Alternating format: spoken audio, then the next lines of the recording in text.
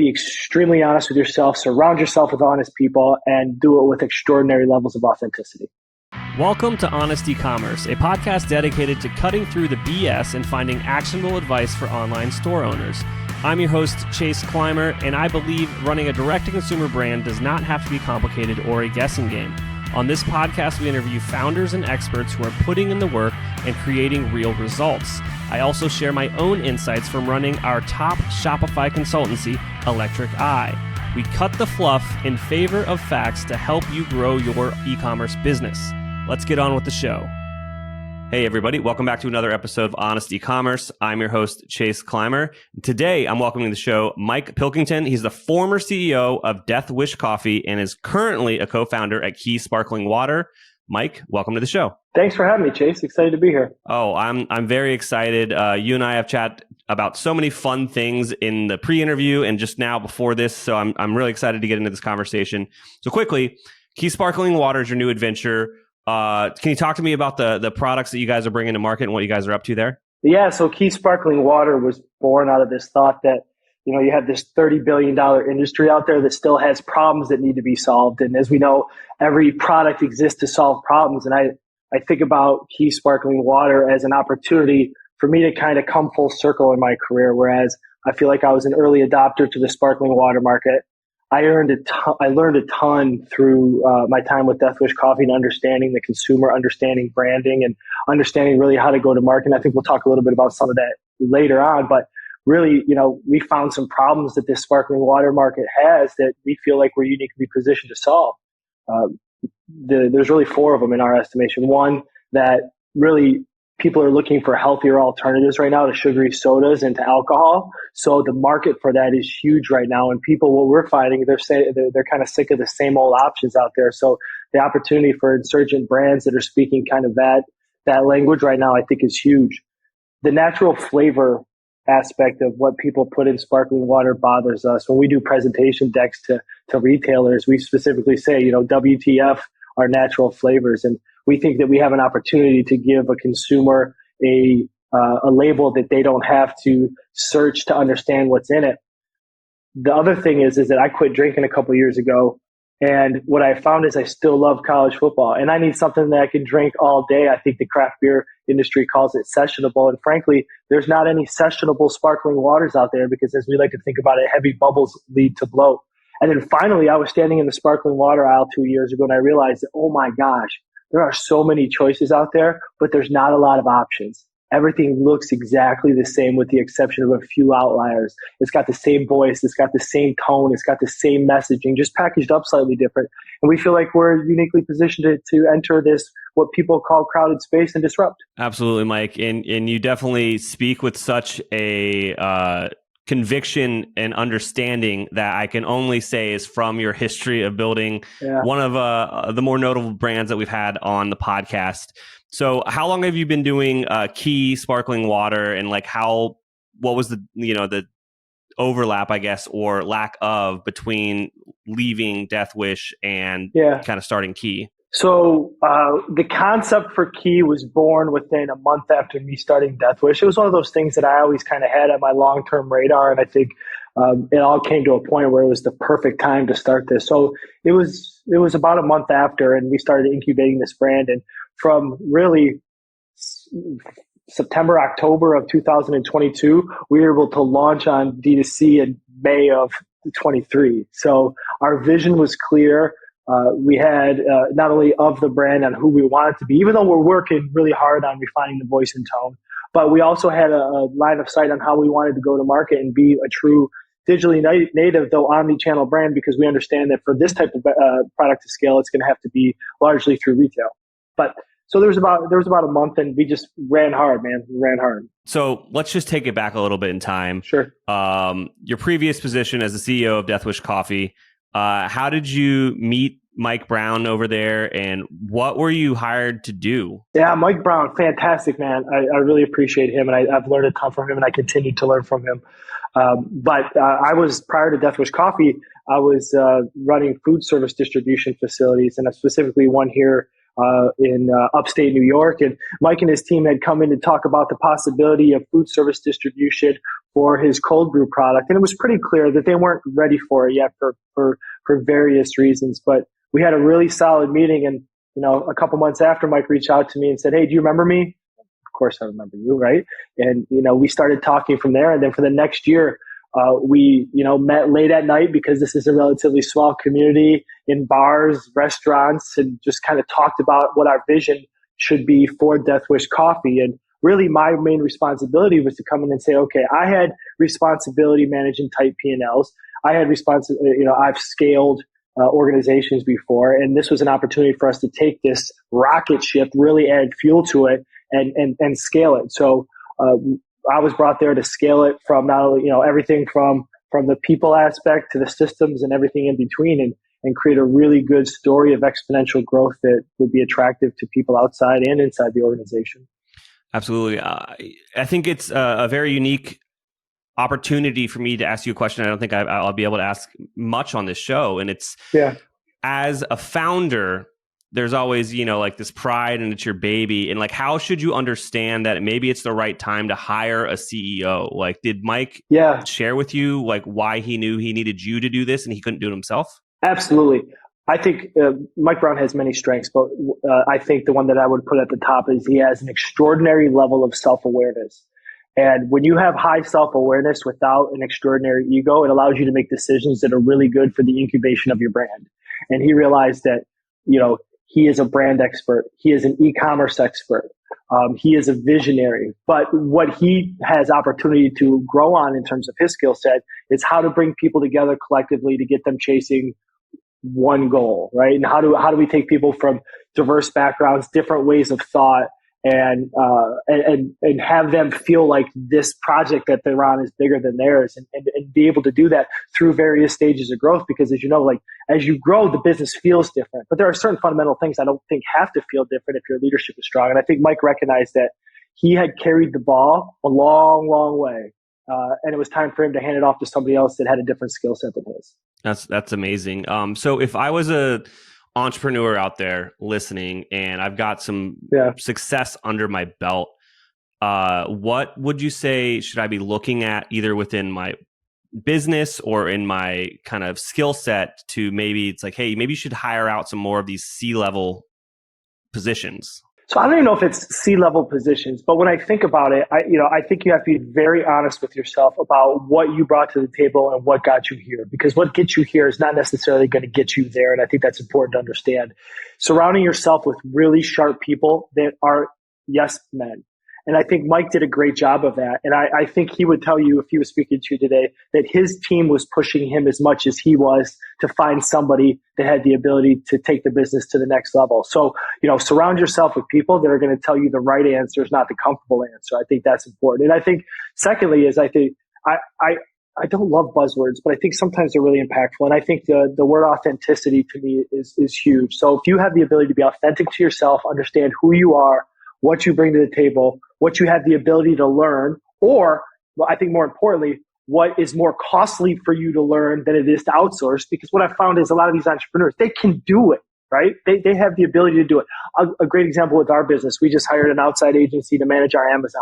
Like we can do it, right?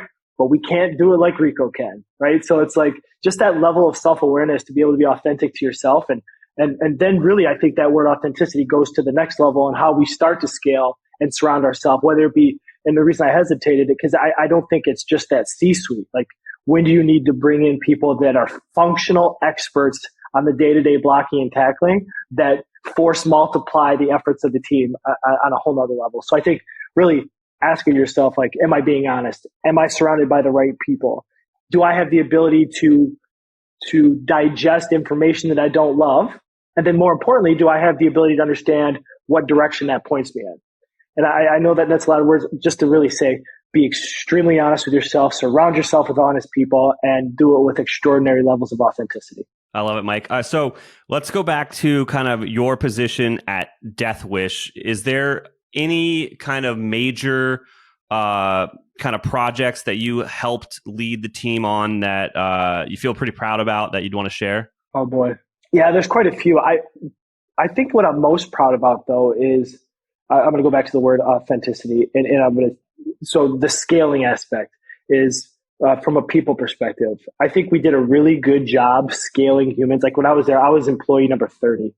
And by the time I left, I think we were at 85. And we did that with very little turnover in a very positive work environment. But I think what I was able to do is understanding, again, like I said before, that we want diverse backgrounds, we want diverse ways of thought, but we want similar value systems. And what I mean by that is like, how do you show up every day? What motivates you? Do you find satisfaction in shared success? Do you have a get shit done mentality? Do barriers really exist, or are barriers just figments of what we've learned in the past and we've hit too many no's? Like when I think about scaling the business, I think we did a really good job bringing in people that had those type of mentalities and recognizing that they're all going to look different. Like, so for instance, like Death Wish is known for this like tattooed, edgy culture, right? I didn't need a C-suite executive, a director, or an executor to come in and have tattoos, but they had to have the capacity for edginess, right? And so really, I think I'm most proud of being able to assemble a group of people that were all better than me, that all were diverse and thought differently, but all had a shared value system. That's what allowed us to be so successful. And I think that when you talk about things like functionally for the business, like line extensions, standing up an ERP system, entirely renovating our production facility, those are like things that I think a lot of people would talk about as accomplishments. But I think about that as a product of the real accomplishment. And that's putting really great people in a room together, in a company together that have a shared value system and just wanted to get shit done. Absolutely. I mean, that's 0 to million, 0 to even 10 million as a brand. You can do that with toothpicks and duct tape and systems that are going to break and a very, very scrappy team. But then switching into what you were hired to do, it's a lot of human capital and a lot of relationships that need to get built and understood quickly. Yeah, exactly. I saw this thing the other day. It was on LinkedIn. I don't remember who said it, but they were talking about the whole adage of fail quickly is antiquated. And I don't agree at all. Like, I think what helped us be successful is the very few times that we failed or made mistakes, either from the who we chose or them choosing us. We failed quickly, but we failed openly. Like, we created an environment where, like, okay, you're never surprised. Like, you always know where you stand because we care about you. And that's, we want people to go home knowing where they stand, because I think if COVID's taught us anything is that unfortunate certainty is easily more palatable than uncertainty. So if, the failing quickly aspect of scaling a business has far less pain when it's done in an open forum. Absolutely. And you said a lot about authenticity earlier, so I'm going to hold you to it. Yeah. Any failures come to mind from your tenure at the helm there? Without question. I've learned over the last really 3 to 4 years that resumes are distracting. Big companies on a resume are distracting. Degrees on a resume are distracting. Titles on a resume are distracting. And I think that we have to do a better job as leaders when we look to scale a business through the people, and really finding the people that fit your business, not necessarily what they've done in the future. So understanding what I need people to have a capacity for. So for instance, like I need the people that we surround ourselves with, I need you to have a capacity to be passionate. I don't even necessarily need you to be passionate about Key sparkling water, but if you're passionate about your kids, your family, your dog, fishing, you have the capacity for passion. I know there's something in there that will allow you to be successful in the mission that we're all trying to accomplish. And I think that I looked for the wrong things. I was impressed by the wrong things. And I think that as you grow a startup, and I think this, if I could impart anything to the audience today, is that the ecosystem of a startup is extraordinarily fragile. And small ripples in the water have tidal wave effects. So if we could do the best we can as we're kind of navigating the unknown, navigating uncertainty, learning how to deal with failure, if we can keep that water as calm as possible by surrounding ourselves with the right people from the start, man, the resistance towards success in an uphill battle is so much less. So I think, without going into specifics, there were 4 or 5 times during my tenure there where I prioritized the wrong optics as I brought people in the door. That's amazing. Thank you for sharing that. Let's pivot a bit here. You now are purely focused on key sparkling water.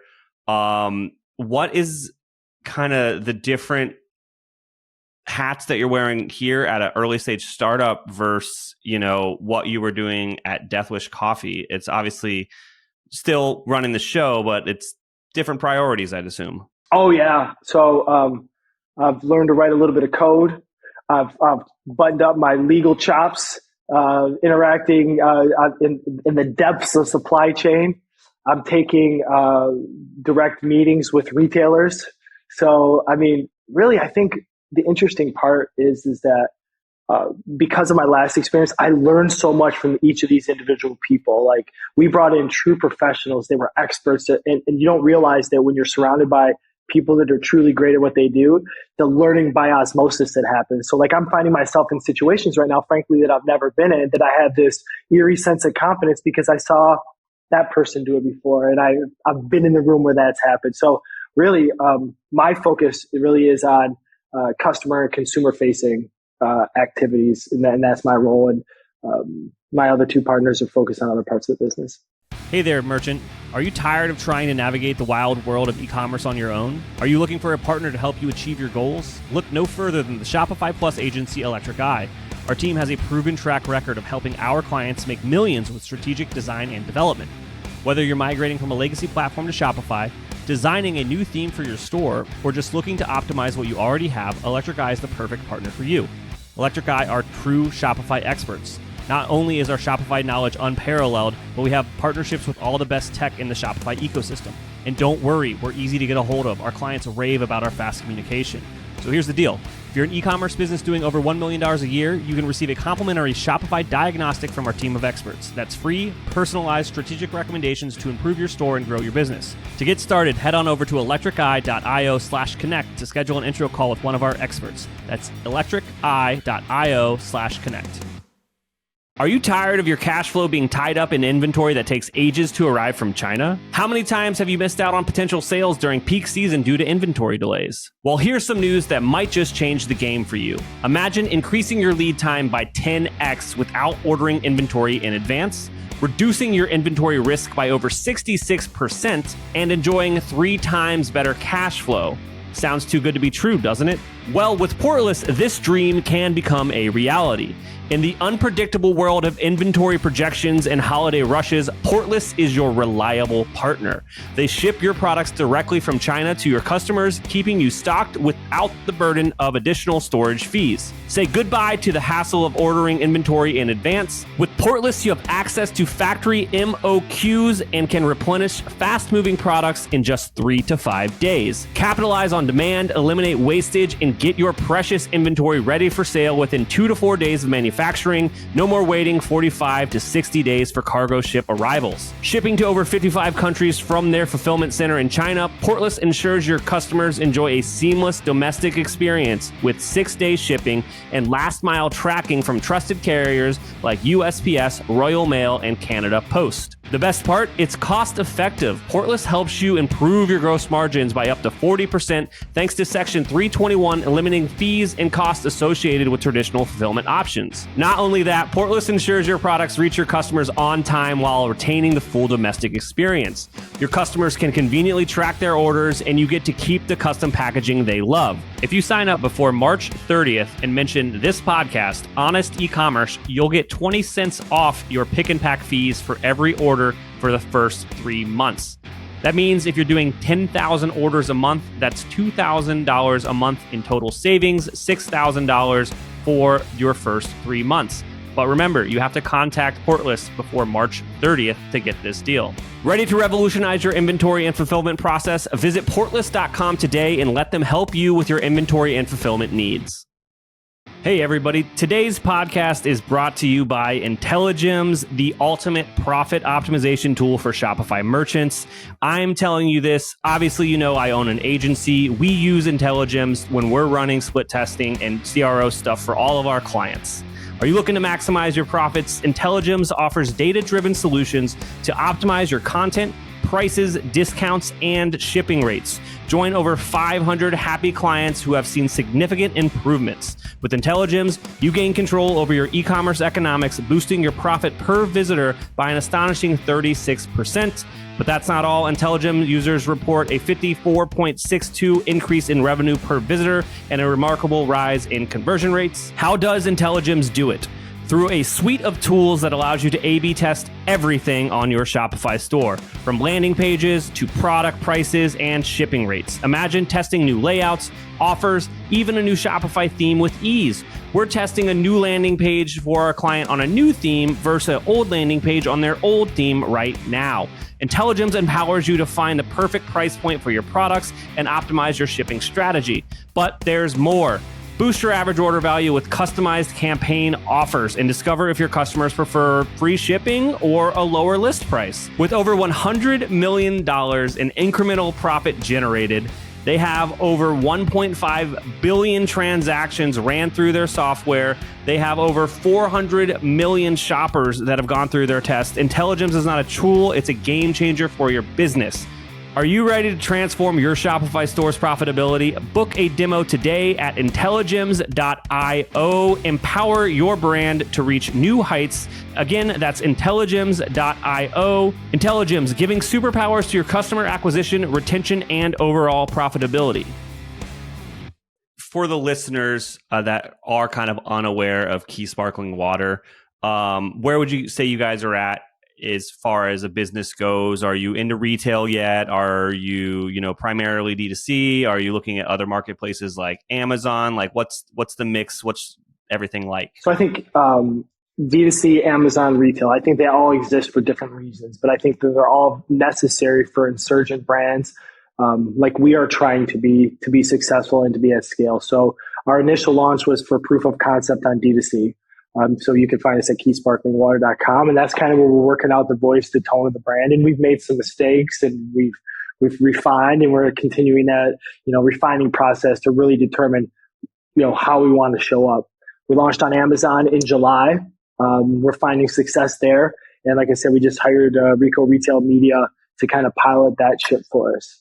We, on February 1st, nobody knows this yet, but I'll share it. But February 1st, we will have our first retail placement, full placement at Coburn's in the upper Midwest. They're out of St. Cloud, Minnesota, and they're primarily in Minnesota, a little North Dakota, South Dakota, a little Wisconsin. So that's going to be our first retail placement in February. And we have we've inked a deal here locally with DSD that we're really excited about, which will allow us to penetrate the retail market here in upstate New York. So going back to launching D2C, yeah, and using that to learn about things, what was that kind of go-to-market strategy on direct consumer? How did you do that? I know a lot of listeners out there, they just want to hear how someone else did it. Yeah. So, that's such a broad question. I had somebody ask me the other day, how do you start a brand? Well, you just start.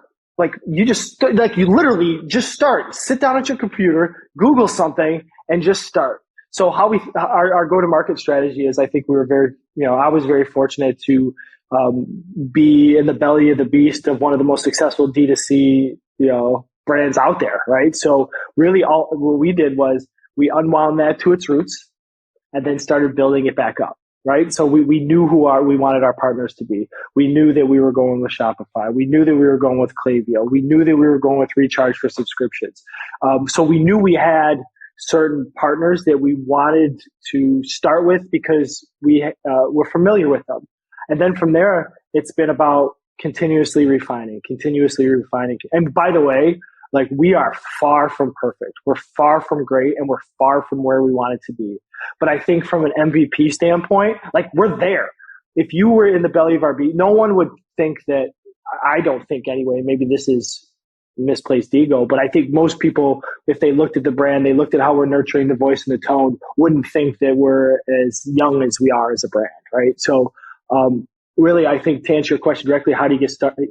Get started, have an idea of the partners that you want to choose. The ones that I named, I mean, they're simple to interface with, right?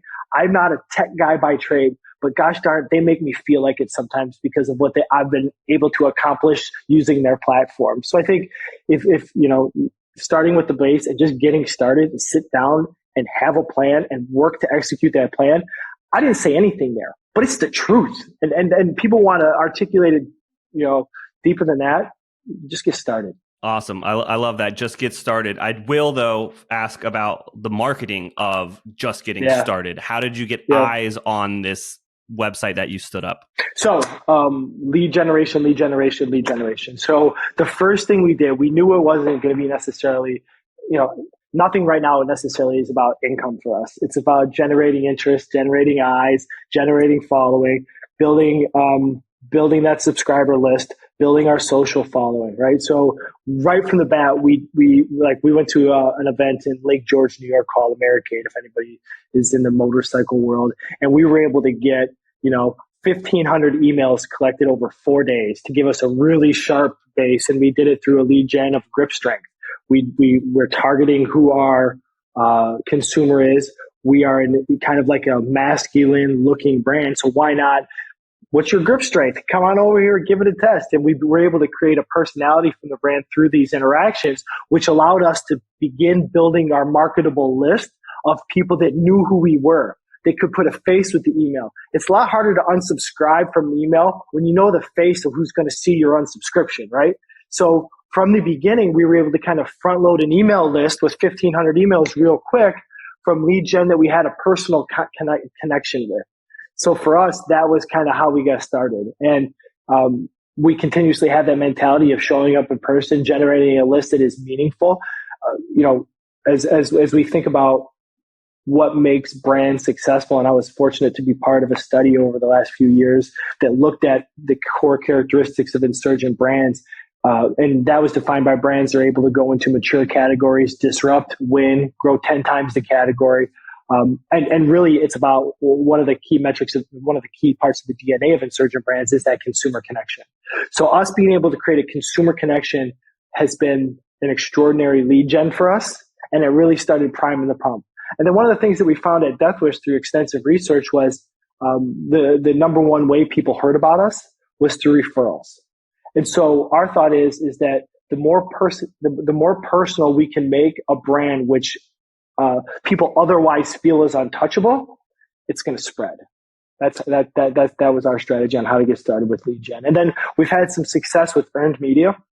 And here's what I will tell you: nobody thinks about this, and I'm so thankful for Deathwish for teaching me this. Chase, this world is extremely accessible. Like, you want to get to Post Malone? There's a way to get to Post Malone. Don't just say, how do you get to, there's a way to get to Post Malone. And when I think about the value of earned media, we're finding that communities love to prop up really good stories.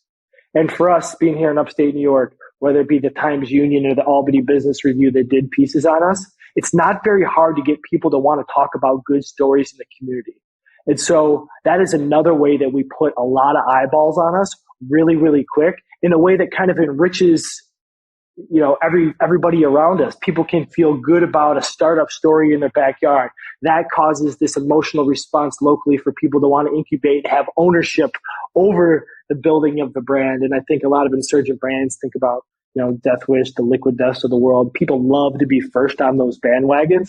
And so, to us, it was about events, showing up authentically, putting a face behind it to allow for meaningful lead generation, and then really taking advantage of earned media, because your local markets, they want to talk about you.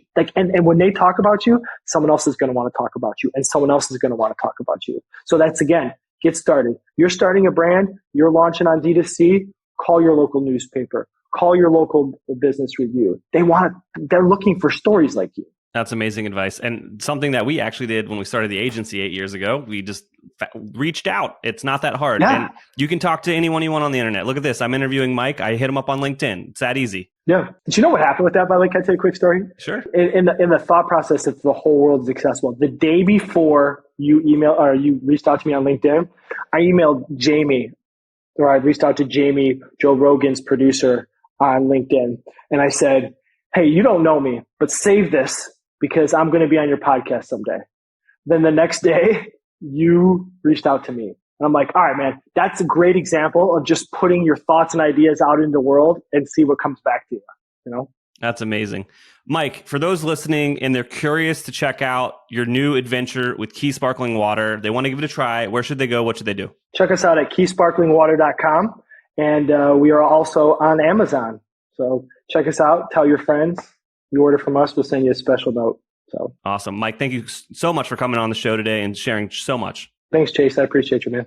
We can't thank our guests enough for coming on the show and sharing their knowledge and journey with us. We've got a lot to think about and potentially add into our own businesses. You can find all the links in the show notes. You can subscribe to the newsletter at honestycommerce.co to get each episode delivered right into your inbox. If you're enjoying this content, consider leaving a review on iTunes. That really helps us out. Lastly, if you're a store owner looking for an amazing partner to help you get your Shopify store to the next level, reach out to Electric Eye at electriceye.io/connect. Until next time.